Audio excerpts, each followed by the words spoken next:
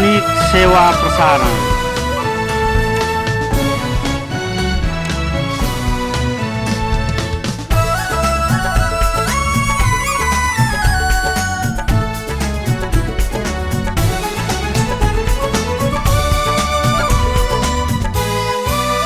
सार्वजनिक सेवा प्रसारण नेपाल टेलिभिजन।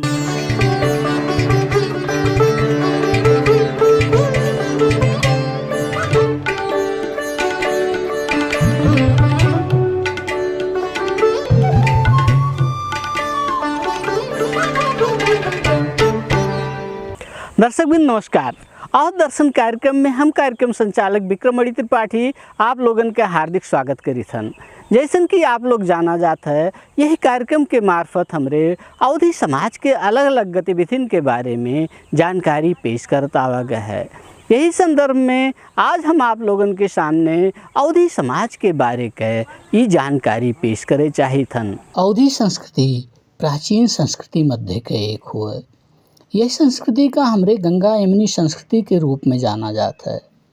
नेपाल के लुम्बिनी प्रदेश अंतर्गत के तराई मधेश और भारत के उत्तर प्रदेश के अधिकांश जिलन में पावा जाए वाला ये संस्कृति अपने आप में विशाल है और विविधता से भरपूर है। शायद यही प्राचीनता, विशालता और विविधता के नाते हुई यही संस्कृति में बुद्ध धर्मावलंबी लोगन का इष्ट देव, शांति के अग्रदूत भगवान गौतम बुद्ध और हिंदू धर्मावलंबी लोगन का इष्ट देव, मर्यादा पुरुषोत्तम भगवान श्री राम जैसन महापुरुष यही भूभाग में जन्म लेके सारे विश्व का मानवता के राह दिखाएं। लेकिन वर्तमान में देखा जाए तो का पावा जाता है कि आज के दिन में ये संस्कृति अपने पारंपरिक वैभव का पश्चिमी संस्कृति के आधुनिक चमक धमक रूपी भौतिकतावाद से प्रभावित हुई के और अपने पारंपरिक वैभव के मानवीय महत्व से अपरिचित हो जाए के नाते धीरे धीरे अपने पूर्वीय दर्शन में विद्यमान मानवीय स्वरूप का छोड़त जाते हैं और पश्चिमी संस्कृति के चमक धमक से प्रभावित हुई के ओका अंगीकार करे की खातिर आँख मूंद के एक लालसा के साथ ओकरे लिए गतिशील हैं। इस सब के बावजूद ही मध्य के कुछ लोग अपने अवधी संस्कृति, अवधी भाषा आदि के संरक्षण के खातिर गतिशील हो लाग हैं। एक साहित्यकार के रूप में आप अवधी व जमात के पश्चिमी चमक धमक के तरफ यह किस्म के आकर्षण का कौने रूप में देखा जाता है? एमे भी विविध कारण है। पश्चिमी सभ्यता के आज हमरे दोष न दिया जाए। पश्चिमी सभ्यता हमन के ये नहीं कहत है कि आप अपन पहिरन छोड़ी के आप आधा कपड़ा पहन के घुमा जाए, वो उनके कल्चर हुए। आज जैसे कि आप बढ़िया चीज़ खाली देखावे के का देखावत है हमन के नहीं मतलब है, हमरे लिए का जरूरी है हमें वो अपनावे के चाहिए। आज देखा जाए पश्चिमी सभ्यता जितना हमरे अंगाले हैं उतना पश्चिमी लोग भी हमन के सभ्यता उन्हों सब अंगाले हैं। हमें भरखर पोखरा जाए के ई समय में जाए के देखा जाए वहाँ विदेशी पर्यटक पूरा बदन ढाके के घूमा थी। महिला लोग आज अच्छा खासा कपड़ा पहना थी, नेपाली कल्चर के, अवधी कल्चर के साड़ी पहना थी, इंडियन कल्चर के हमन के सनातनी के। और हमन के जौन यहाँ के हमन के इंडिया से घूमे आवल देखें पर्यटक लोगन के, हमन के नेपाल के पर्यटन के देखें, वहाँ देखा जाए पश्चिमी सभ्यता उन सब पे हावी है। कारण का है? उन सब अच्छा अपनावत है। हमरे सब ज़्यादा इतना मॉडल हो गए कि हमने अपने कल्चर से प्रेम हराई गए। हमरे एकदम से स्टैंडर्ड बने के नाते से खुद के कल्चर भुलाई गए। यही माटी में रहते हुए, यह संस्कृति में रहते हुए हमरे खुद अपने आप के बिगाड़ा जाता है। तो एमे दोष हमरे अपने दोष ही हैं, हमरे अपने कल्चर नहीं जोगाई पाई। हमन के अपन पूर्वी सनातन संस्कृति जौने की तरफ आज के दिन पश्चिमी संस्कृति के अनुयायी लोग विशेष रूप से आकर्षित हो के अपने आने वाले पीढ़ी का पूर्वी सनातन संस्कृति के महत्व का समझावे के खातिर यहाँ आए के ओका सीखे चाहत हैं, ओका अंगीकार करे के प्रयासरत दिखाते हैं। जबकि ओकरे ठीक विपरीत हमरे पश्चिमी संस्कृति के तरफ आँख मूंद के दौरे में तल्लीन हैं। हमन की संस्कृति में आवा है विकृति का आप कौने रूप में देखा जाता है? ये बहुत बड़ा चिंता की विषय है। हम आवे के बाद से ही एक रिपोर्ट करत गहन, अभी भी बैठ के लिखते रहन ये बारे में आप पूछा गए। वास्तव में बहुत बड़ा समस्या हुई कि आज खड़ा हो गए। हमरे वो संस्कृति से नहीं आहन, लेकिन आज आए के का भय कि प्रविधि के विकास के साथ साथ में हमरे अपने आप ये नहीं सोचा जाता है कि हम कौने माटी के हुई, कौने संस्कृति के हुई, एकदम से हवा में उड़ल समय है। हमन के स्टैंडर्डता के पीछे हमरे खुद नई संस्कृति अपन जगह पाएन। देखा जाए हम खुद अपन कल्चर अपने भुलाए तो हम अपने बिटिया पतोह के का सिखाए पाए, ये बहुत बड़ा समस्या है। एक लिए हमन के अपने आप से सरकार से विविध अपन संघ संस्था अपन जो धर्म संस्कृति से है एमे एक होई के हमन के सबसे बड़ा समस्या आवल ये हमें लागत है जब से हमन के संस्कृत के लोप कई गए तब से ये विकृति विसंगति इतना ज़्यादा रफ्ता एकदम आगे के तरफ फैला है देश में।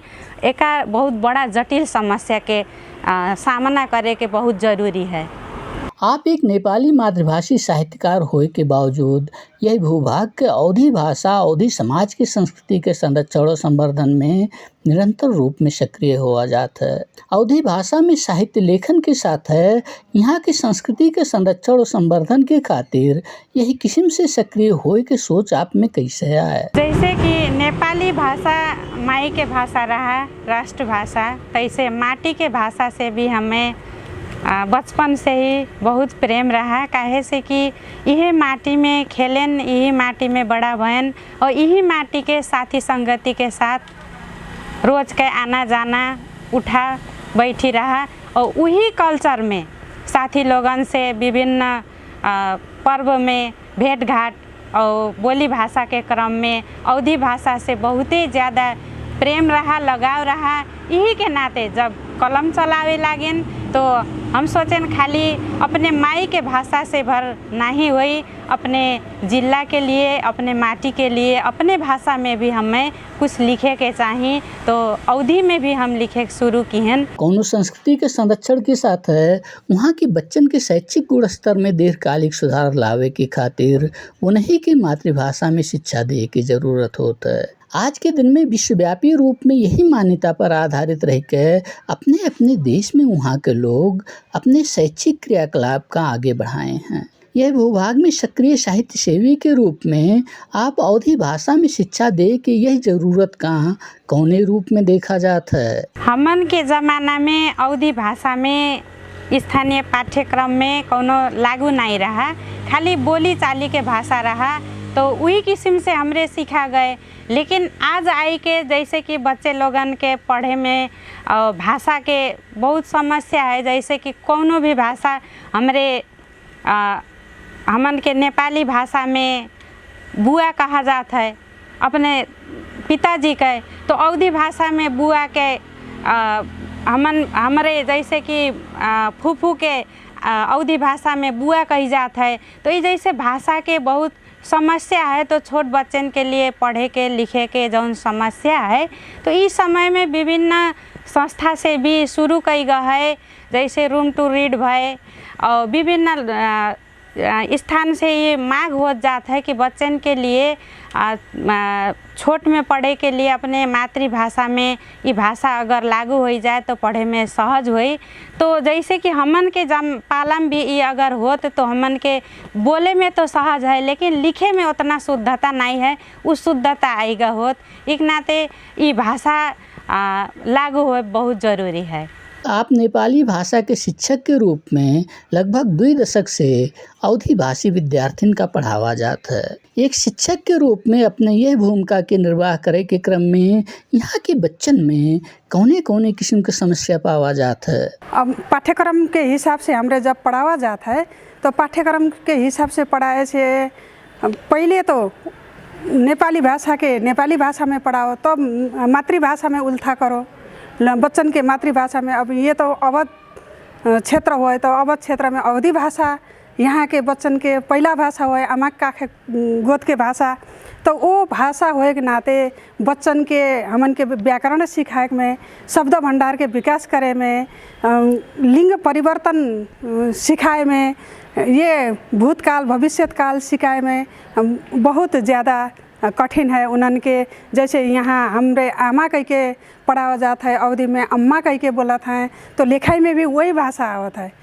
तो इससे उन्हन के सिखाई में ज़्यादा परेशानी होता है। अवधी भाषा भाषी के बहुलता रहा यह भूभाग में स्थानीय बच्चा का उनकी मातृभाषा के माध्यम से नेपाली व अंग्रेजी भाषा में पढ़ावे के जरूरत होता है। आप लोग अपने शिक्षण के क्रम में यह विधि का कौने रूप में उपयोग किया जाता है? ऐसा है वो तो हमरे थोड़ा थार तो करावा जाते हैं, लेकिन कुल के संभव नहीं होता है। फिर दूसर बात का आवत है, हमरे जितना अवधी भाषा जाने के चाहिए, जितना सीखे के चाहिए, सब टीचर में वो विशेषता नहीं है। क्यों मगर भाषा के टीचर है, वो का अवधि नहीं आवत है, तो नेपाली भर जाना था तो वो कैसे सिखाई, वो भी एक समस्या है। तो हमरे जैसे नेपाली और अवधी भाषा दोनों सिखावा जाता है, तब वो बच्चन के शब्द भंडार में समस्या होता है। शब्द भंडार में जब समस्या होता है तो उन्हन के ऊपर से नीचे तक हमरे दिखा जाता है भाषा कुल अशुद्ध हो जाता है। तो अशुद्ध भाषा से उन्हन के रिजल्ट में तनी समस्या हो जाता है। रिजल्ट जितना जोन हिसाब से सोचा थे हमरे इतना लेखें इतना पढ़ें, तो वो हिसाब से जब नतीजा नहीं आवत है तो लड़के लोग निराश हो जाते हैं, पढ़ाई में उतना इंटरेस्ट उन्हन के नहीं आवत है। अवधी भाषी भूभाग में शिक्षण कार्य में तल्लीन शिक्षक लोगन में विद्यमान ये सब समस्यन का हटावे के खातिर और विद्यार्थियों का गुणस्तर युक्त शिक्षा दे के खातिर का होए के जरूरत देखा जाता है। अब हमार विचार से ये समस्या हटा के लिए शिक्षक के पहले तालीम देख पड़ा, लड़कन से ज़्यादा उन्हन के पारिवारिक और घरायसी बात कह के एकाएक कह के लड़कन से एकदम नज़दीक हो के शिक्षक के सिखाए पड़ा। जैसे हमरे बाल मैत्री कह के कहा जाता है, बाल मैत्री शिक्षा अपनाए के उन्हन के जैसे पहले अपन घर परिवार के बात उन प्रयोग करे वाला सामान के नाम, तो ऐसे ये हिसाब से चिनावा जाए, ये हिसाब से हमन के परिचय कराया जाए। अवधी और नेपाली दोनों रख के ज़्यादा से ज़्यादा शैक्षिक सामग्री प्रयोग करके अगर सिखावा जाए तो ये कुछ तक संभव है। पूरा तो हम नहीं कहब, लेकिन ऐसे थोड़ा सा प्रगति जरूर हो जाए। कोनो भूभाग के स्थानीय भाषा वहाँ के लोगन में विद्यमान पारंपरिक हुनर से जुड़ा होता है। यही हुनर के माध्यम से वह भूभाग के लोग अपने यहाँ की प्राकृतिक स्रोत साधन का उपयोग करके अर्थोपार्जन करत हैं। यही नाते इसने भाषण का शुद्धता के साथ जीवंत बनाए रखे की जरूरत होता है। एक साहित्यकार के रूप में आप यह जरूरत का कौने रूप में देखा जाता है और एकरे खातिर का होए की जरूरत है? भाषा जैसे कि अपन भाषा सबके लिए प्यार है, लेकिन खाली घर में बोले से भर भाषा की शुद्धता नहीं हुई। जैसे व्याकरण भय हर एक चीज़ जब पाठ्यक्रम में लागू हुई तो बच्चा वो भाषा के जीवित रख सके। हर एक मातृभाषी विद्यार्थी का उनके मातृभाषा में शिक्षा दे के जरूरत है। यह जरूरत का पूरा करके ऐसा ही विद्यार्थियों का अपनी मातृभाषा के साथ नेपाली और अंग्रेजी भाषा में सबल और सक्षम बनावे के प्रयास में आज के दिन में आप लोगन का कहाँ से समस्या दिखायमान होता है और यहाँ सुधार लावे के खातिर का होए के जरूरत देखा जाता है। भाषा 4 शिप होता है, सुनाई बोलाई लिखाई पढ़ाई। जब तक शुद्ध सुनाई नहीं हुई तब तक बोलाई शुद्ध नहीं हुई, तब तक लिखाई नहीं हुई। तो इसीलिए अब सुनाई बोलाई पढ़ाई लिखाई पहले सुनो शुद्ध से, तब बोलो, तब शुद्ध से पढ़ो, तब लिखो। हमन के काहे पहले लिखे के हमरे सिखाया जाता है, तो उन्हन के पढ़े के नहीं आवत है, आने के देख के इधर उधर देख के लिखा था, तो अब वो से घाटा लगा था। अब जैसे शुरुआती लिखन में रहा बच्चन के हमार वो हो गए चेक होत रहा, कितना गलती हो गए कितना सही हो गए। जैसे 15 ठू हम शब्द बोल दी हैं तो 15 ठू शब्द में बच्चा कई ठू लिखिस, तो अब ओकर दोस्त कई ठू लिखिस, ऐसे आगे बढ़त रहे। शब्द भंडार के विकास होत रहा, शब्द भंडार से कुल चीज़ बढ़त रहा, उन्हन के दिमाग में एक ठू भंडार विस्तार होत रहा। लेकिन जब से श्रुति लेखन अनुलेखन ये बंद हो गए तब से एक ठू लेखाई वाला सिप भी घटी गए। उन्हन के जौन लेखाई सिप में जौन विस्तार होए के चाहत रहा वो कम हो गए। खाली अब लिखो नकल मतलब पढ़े के नहीं, खाली किताब में औला रख के लिखो। जैसे मात्रा दिए है तो आकार होए कि इकार होए कि उकार होए वो नहीं पहचाना था, वैसे अंदाज से उनरे लिखा था। तब ऐसे ज़्यादा घाटा है। एक तो फिर से कराए के चाहिए, हमारे हिसाब से कराए के चाहिए। एक अवधी भाषा और साहित्य सेवी के रूप में अवधी भाषी विद्यार्थियों में दिखाए मान यह किस्म की समस्या का आप कौने रूप में लिया जात है? एकर कारण यह हुए हमरे खाली घर में बोला गए, घर में सिखा गए, लेकिन एक शिक्षा में लागू नहीं भय। जैसे कि कोनो भी चीज़ के जब जग मजबूत नहीं रही, ओका निरंतरता नहीं दी जाए तो चाहे भाषा होए चाहे कोनो भी चीज़ होए वो कमजोर होबे करी। अवधी भाषा के पढ़ाई आगे बढ़ाए से ऐसा नहीं विद्यार्थियों के भाषिक शुद्धता में सुधार आवे के साथ है और कौने कौने किस्म का फायदा पहुँची? अभी तो शुरुआत है, अब एका 5 कक्षा तक जैसे लागू हुई तो एकर उपलब्धि कितना हुई, बच्चा के मार्क कैसन आई, वही हिसाब से एक उच्च शिक्षा तक भी अगर ले जाए आवश्यकता पड़ी तो जैसे कि जौने समुदाय में जहाँ भाषा के बाहुल्यता ज़्यादा है वो भाषा के आवश्यकता ज़्यादा है माई के भाषा जोगवे के, तो जैसे कि यहाँ हमन के अवधि के हमरे बात करा जाता है तैसे अन्य जिला में भी जैसे कहूँ थारू भाषा के आवश्यकता है तो स्थानीय पाठ्यक्रम में एक टेवा दे के आगे बढ़ाई जाए तो भाषा के शुद्धता के साथ साथ भाषा के संवर्धन भी हुई। जौन आज हमारे अवधि के मांग करा जाता है अवधि भाषा के लिए भी शुरू में शुरुआत करे पड़ा, ओकरे बाद आगे जाए के एकर उपलब्धि ओकरे बाद एक थप कैसे कही जाए ओका आगे बढ़ाए जरूरी है। आप एक साहित्यकार हुआ जाता है, हर एक साहित्यकार के साहित्य वहाँ के मानव जीवन के स्वरूप का विशेष रूप से अंगीकार किए रहा था। आप यह विचार से कौने रूप में सहमत हुआ जाता है? जैसे कि साहित्य के बात करा गए, साहित्य एक समाज के दर्पण खाली नहीं हुए, साहित्य के समग्र में कहा जाए तो एक समुद्र है। जैसे कि विभिन्न अवस्था परिस्थिति के एक एक बीजा जैसे कि थोपा थोपा से समुद्र, वैसे हर एक क्षेत्र के संगति विसंगति के जब देखा था एक कवि साहित्यकार तो वह टाइम में वो बीजा एक अंकुरित रूप लेता है तो वो दर्पण के तरह से चाहे कोनो भी भाषा में हुए वो सामने आवत है। तो ऐसे का होता है कि समाज के विकृति विसंगति में सुधार कैसे लाई जाए या कौन रास्ता उचित हुए ओका सुधार करे के लिए एकरे साथ साथ में वो विभिन्न विषय वस्तु के जानकारी करावत है। एक साहित्यकार के रूप में आप यहाँ की भाषा और संस्कृति के संरक्षण और संवर्धन की खातिर का करे की जरूरत देखा जाता है? आज हमरे अवधि भाषा के बात करा जाता है, हमरे अवधि से प्रेम एक किस्म से मातृभाषा से करा जाता है लेकिन खुद में ही कहीं चूका जाता है। तो वही के विषय में हम एक ठो आप जैसे कहा गए शुद्धता अशुद्धता तो न माई के भाषा, लेकिन थोड़ा लिखे के प्रयास किए हैं और यही महिया एक संदेश भी है कि हमरे अपनी भाषा के संरक्षण कैसे किया जाए। खाली बात किए से संरक्षण नहीं हुई, एक हमरे खुद से अपने से कैसे लागू करा जाए ताकि समाज के हमरे खुद दर्पण बन के दिखा सका जाए।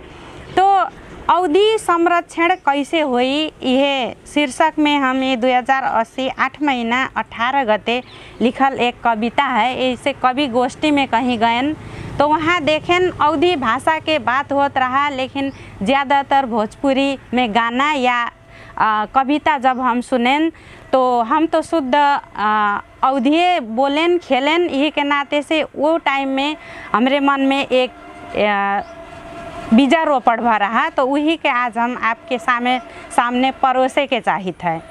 अपने कहे हम अवधि कहित हन, अपने भाषा में हिंदी में रहित हन, अपने भाषा के हित में लड़ित हन, शुद्ध भोजपुरी गाना सुनित हन।